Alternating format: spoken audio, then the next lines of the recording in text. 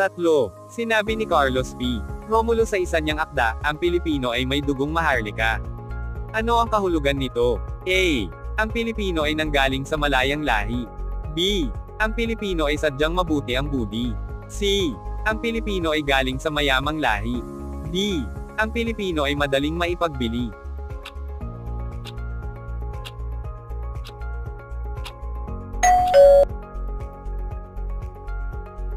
Apat.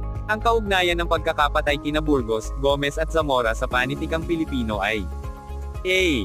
Nanatiling masigla ang diwang Pilipino. B. Nakagising sa damdaming makabayan ng mga Pilipino. C. Natutong lumabag sa batas at lumaban sa may kapangyarihan ng mga Pilipino. D. Naimpluwensyahan ng diwang alipin ng mga Pilipino.